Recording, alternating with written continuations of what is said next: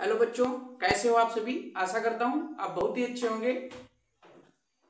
हम पढ़ रहे हैं बायोलॉजी और ये बायोलॉजी यानी जीव विज्ञान ऐसा टॉपिक है जो आपको हर एक परीक्षा में देखने को मिलता है। तो हम ये जो बायोलॉजी पढ़ रहे हैं, ये बायोलॉजी ऐसी बायोलॉजी है बच्चों कि हर एक एग्जाम में आपके काम आएगी।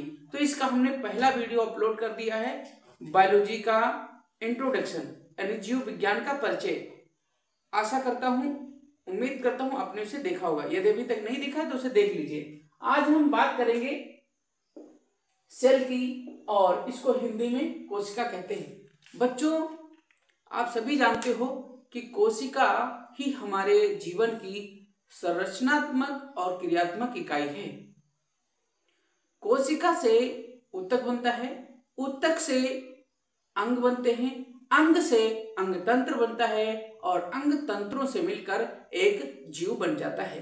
तो यानी कोशिका ही किसी भी जीव की मतलब संरचनात्मक और क्रियात्मक इकाई होती है। जिस तरह एक बिल्डिंग को बनाने के लिए एक ईंट की आवश्यकता होती है, फिर पूरी बिल्डिंग बनाई जा सकती है, उसी तरह से शरीर को बनाने के लिए एक कोशिका की जरूरत होती है। तो अब हम पढ़ेंगे, सबसे पहले हमने पढ़ा बायोलॉजी का इंट्रोडक्शन परिचय, अब हम पढ़ेंगे कोशिका।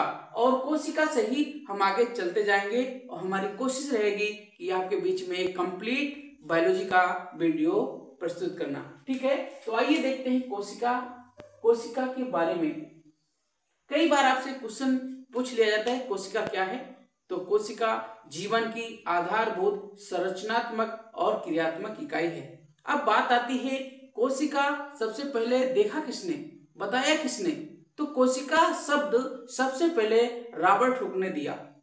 और कैसे दिया, इन्होंने बोतल के कार्क में एक पतली परत का अध्ययन किया और कोशिका शब्द जो है सबसे पहले इन्होंने कोशिका नहीं कोसा नाम बताया, उसको कोसा नाम दिया। और इनकी एक पुस्तक हुई माइक्रोग्राफिया, रॉबर्ट हुक की एक पुस्तक थी माइक्रोग्राफिया, उसमें कोशिका शब्द सबसे पहले रॉबर्ट हुक ने दिया 1665 में।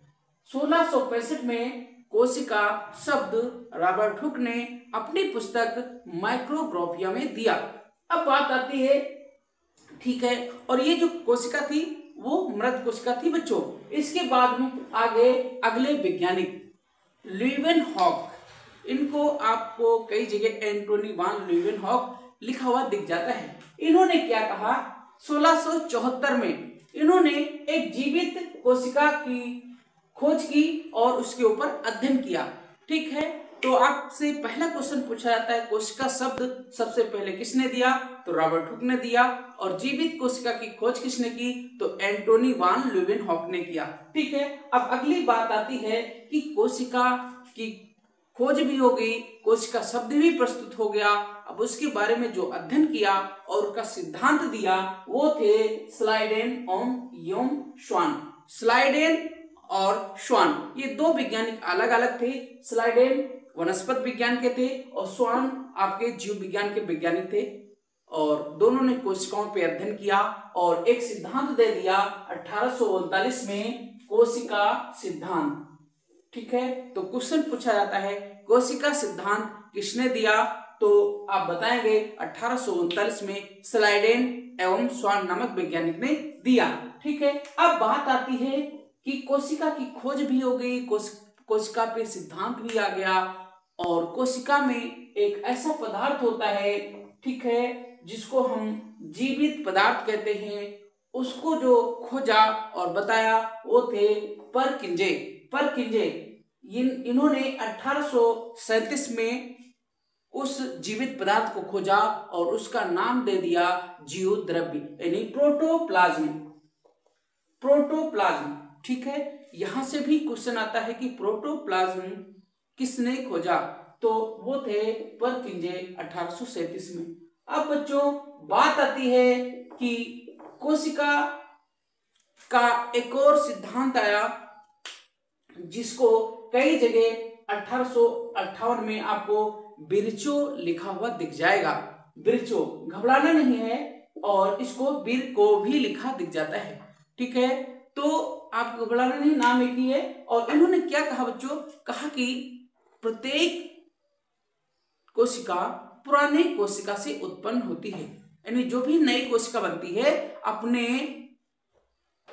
मातृ कोशिका से निर्माण होता है, यानी पुरानी कोशिकाओं से ही नई कोशिकाओं का निर्माण होता है। इसका कहा गया कोशा का वंश परंपरा का नियम, इसी बात को कोशा का वंश परंपरा का नियम दे दिया गया। ठीक है बच्चों, अब यहाँ एक बात और आती है कि कोशिका का अध्ययन करने वाला विज्ञान क्या कहलाता है। तो कोशिका का जो अध्ययन किया जाता है वो साइटोलॉजी में किया जाता है। ठीक है, तो आशा करता हूं बच्चों कि यहाँ से आपके सारे टॉपिक कंप्लीट हो गए हैं।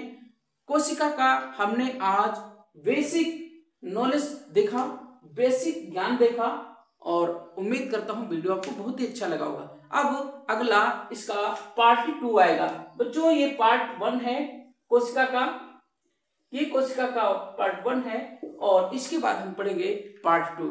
ठीक है, मिलते हैं नेक्स्ट वीडियो में, तब तक के लिए जय हिंद।